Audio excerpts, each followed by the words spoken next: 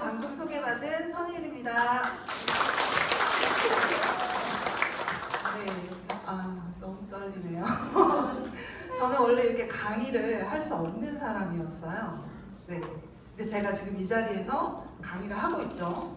제 스토리를 말씀을 드릴게요. 저는 유사나를 만나기 전에 결혼 전이죠. 그때는 10년 정도 여행사에서 근무를 했습니다. 20대 때부터 30대 초반까지 여행사에서 근무를 했는데 저는 무엇을 하든지 좀 열심히 하는 편이에요. 회사 생활도 열심히 해서 인정도 받았어요. 회사 생활 많이 해보셨겠지만 저희가 회사 생활할 때 낙이 뭐예요?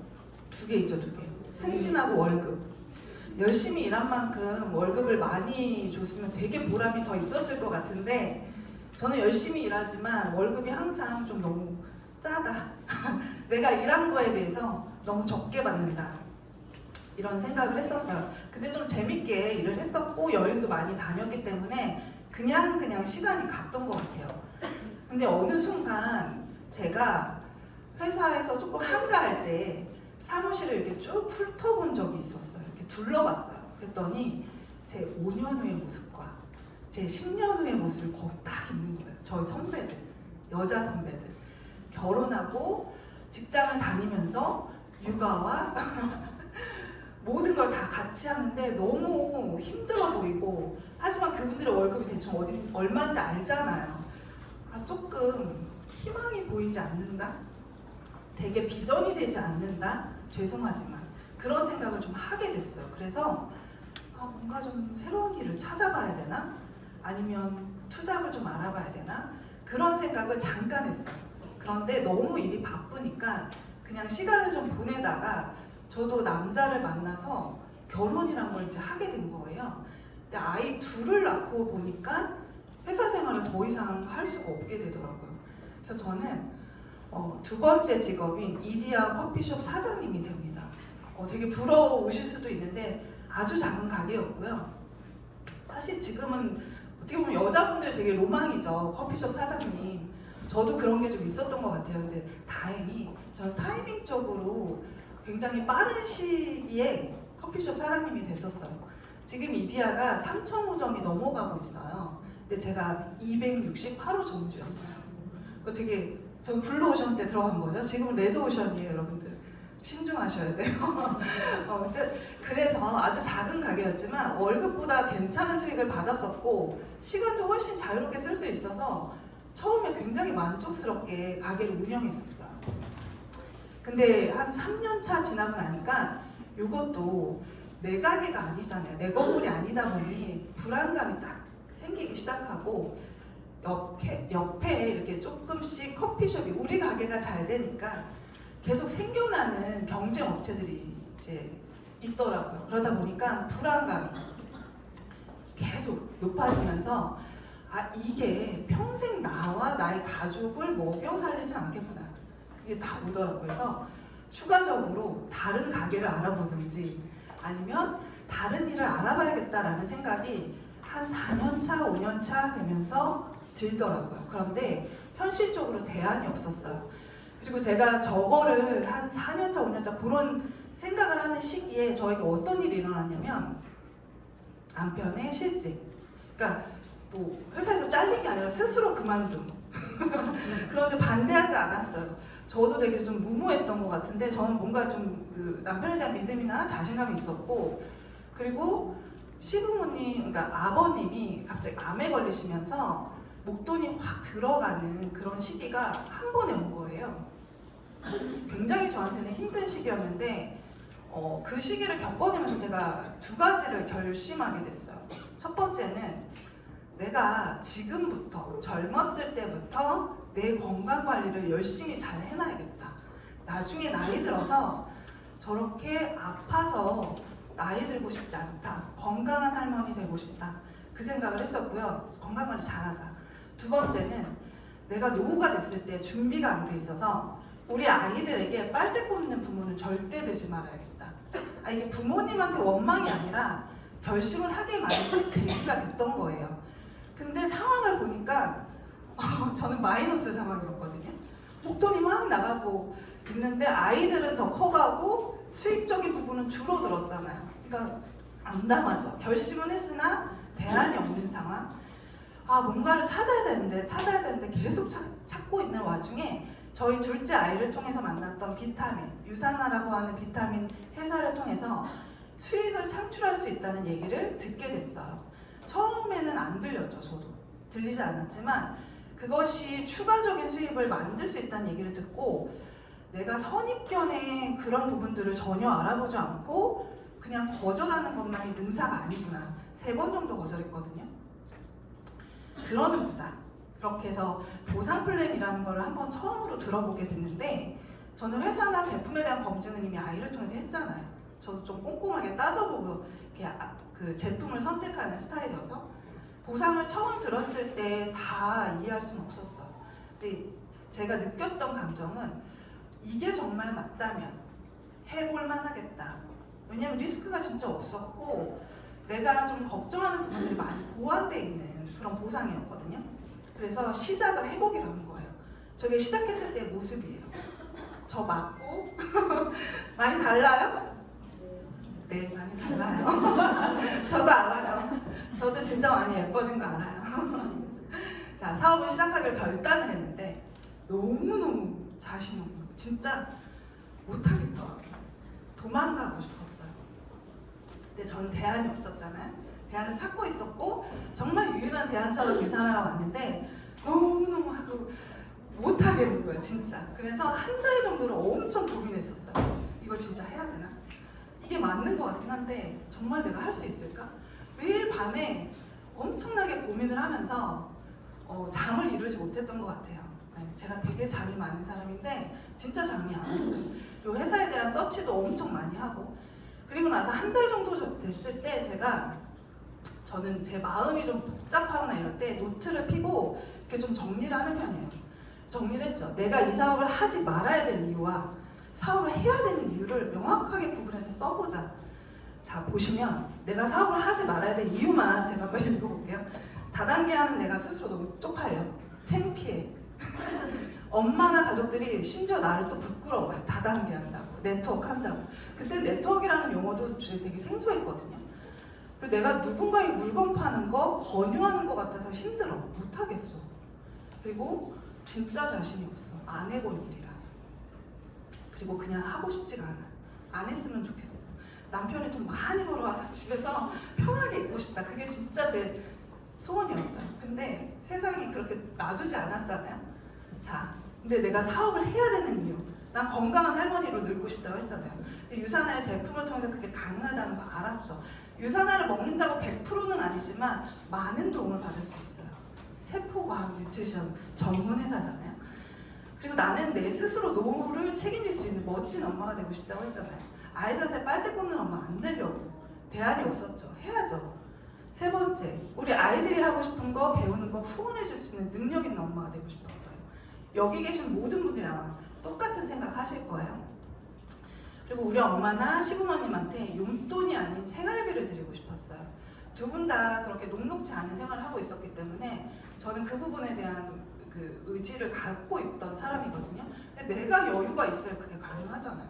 내가 먹고 살기 힘든데 용돈도 빠듯하게 드리잖아요. 우리 마음에 여유가 없으면. 그쵸? 5번째, 가장이라는 이유로 힘들게 버티며 살고 있는 남편의 어깨 좀 가볍게 해주고 싶다. 그 사람이 무슨 죄가 있어요? 남자로 태어났다는 이유로 4명, 6명 그 가정의 가장으로서 그 짐을 혼자서 오롯이 지고 가는 게 너무 안 돼 보여서 조금이라도 좀 도움이 되고 싶다. 그리고 나는 한 번뿐인 인생에 포기가 아니라 누림을 선택하고 싶다. 제가 진짜 많이 하는 게 다 누리면서 살고 싶다. 왜 포기하면서 살아야 돼? 똑같이 한 번뿐인 인생 사는 건데 나도 남들 하는 거 다 누리면서 살고 싶다. 근데 현실은 그렇지 않잖아요. 경제적으로 뒷받침이 돼야 그럴 수 있다는 걸 아니까. 자, 왼쪽에 하지 말아야 될 이유를 보시면 혹시 느껴지시나요? 다 감정이에요. 내 감정. 오른쪽은 여러 가지 이유들이 다 현실적인 이유죠. 내 감정만 바꿀 수 있다고 한다면 해보자라는 마음으로 충분히 해볼 만한 일이 될 수도 있겠다. 그렇게 노트에 요거를 밤에 적고 난 순간 그래 한번 해보자 라고 생각을 하게 됐어요. 자, 이건 좀 눈물 나는 얘기인데 울지 않을 거예요. 자, 병원비 30만 원. 이거는 제가 사업 초창기에 되게 어려운 시기였다고 했잖아요. 마이너스 시기. 저희 시부모님이 보험이 하나도 없어요. 그래서 어딘가 다치거나 아프면 무조건 병원비를 다 내야 되는 거예요. 그런데 경제적인 능력이 없으면 그것도 굉장히 힘들잖아요. 어느 날 전화가 왔어요. 근데 이제 되게 머뭇머뭇 하시는데 다쳤다. 이게 얘기를 못 하시는 거예요. 그래서 왜 그러세요? 했더니 병원비가 30만 원이 나왔는데 부탁하는 거예요, 저한테.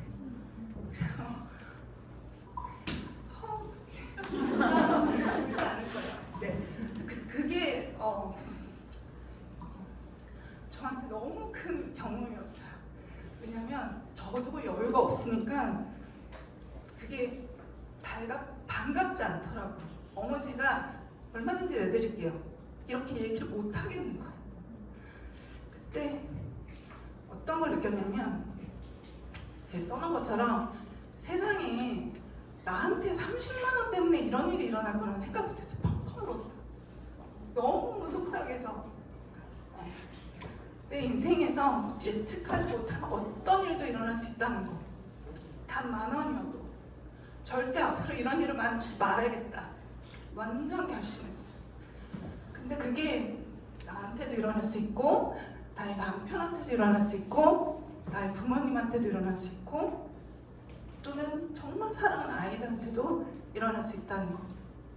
그래서 항상 내가 준비가 되어 있어야겠다라는 결심을 하게 된 계기였어요.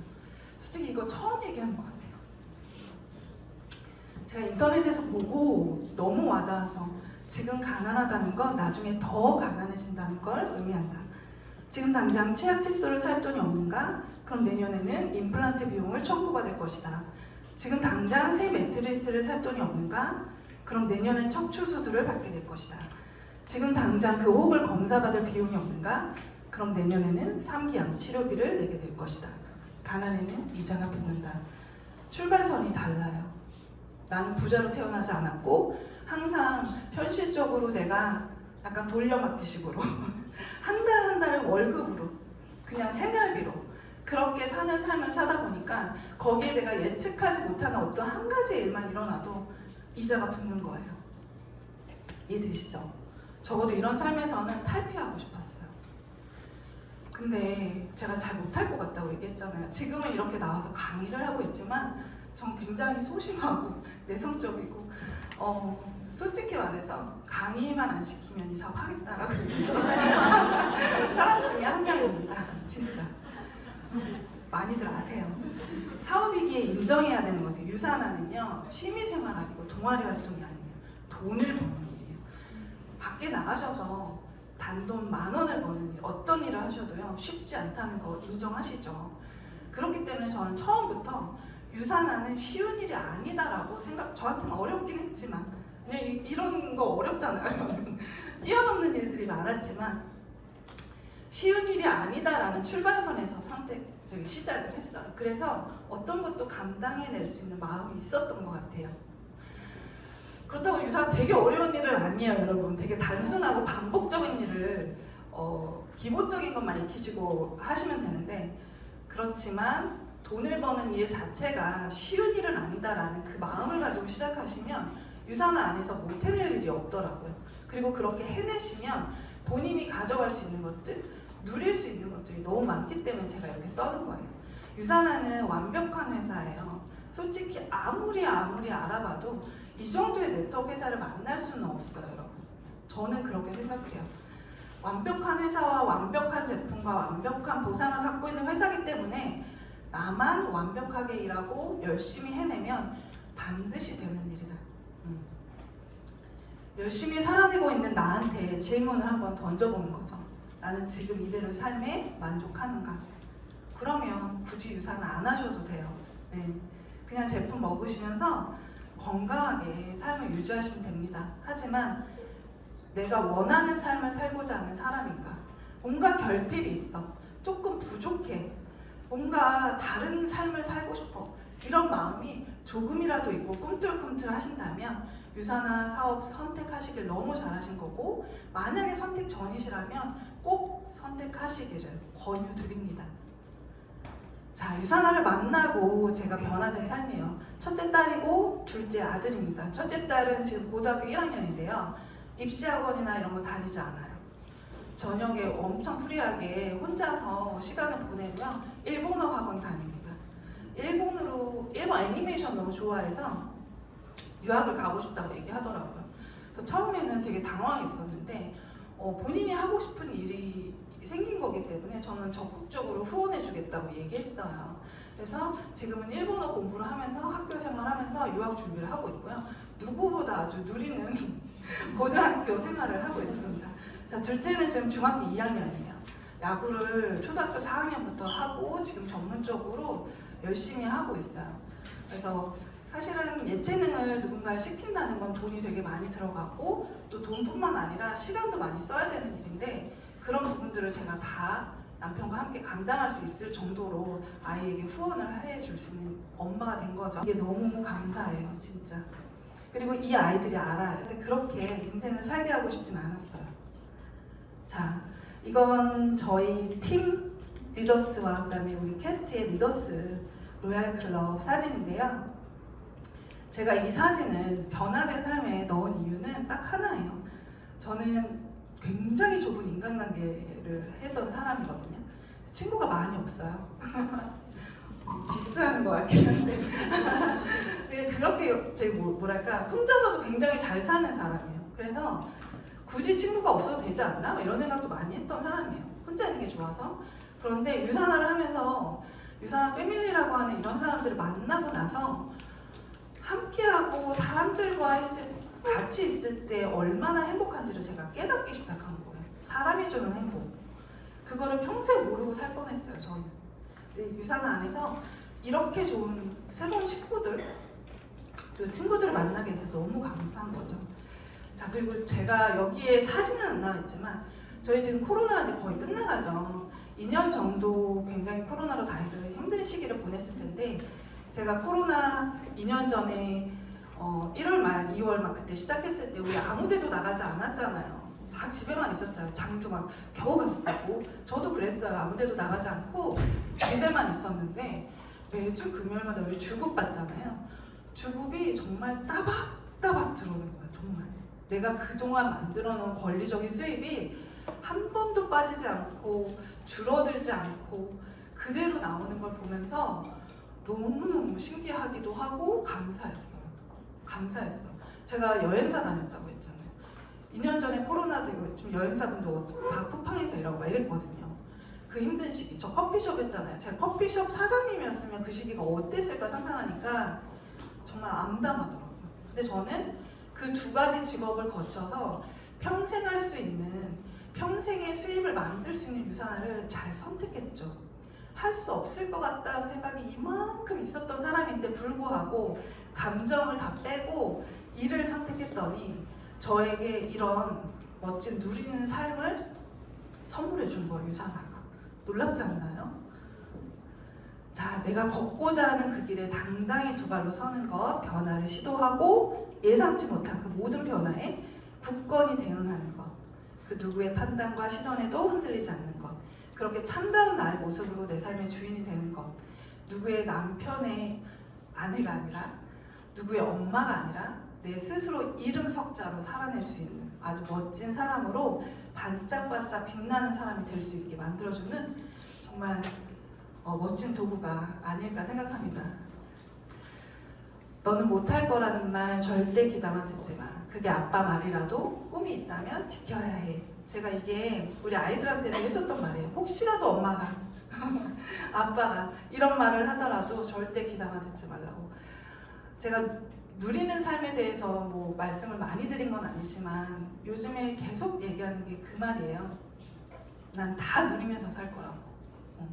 똑같이 태어나서 인생을 한 번 사는데 누구는 다 누리고 누구는 다 누리지 못하고 왜 다 포기하고 살아야 돼요? 결국에는 경제적인 상황이나 시간적인 상황이나 이런 것들 때문에 그냥 내 스스로 다 포기하고 사는 거잖아요. 세상에 맞춰서. 근데 여러분 그렇게 살지 맙시다 우리. 앞으로 남은 생 너무 많고요. 우리 한 번 사는 삶이 너무 소중해요. 내 삶이 애틋하고 너무 소중하잖아요. 나에게 주어진 삶, 유산하라고 하는 도구를 이렇게 만나셨다고 하면 그 멋진 도구를 잘 활용하시고 가꾸시고 열심히 해내셔서 본인이 원하는 삶, 그리고 내가 꿈꾸는 삶, 내가 추구하는 모든 것들 다 이뤄가시면서 정말 하길 잘했다, 나 이렇게 살고 싶었어 라고 얘기하는 그런 삶을 만들어내시는 여러분들이 되시기 바랍니다. 네, 꼭 성공하세요. 감사합니다.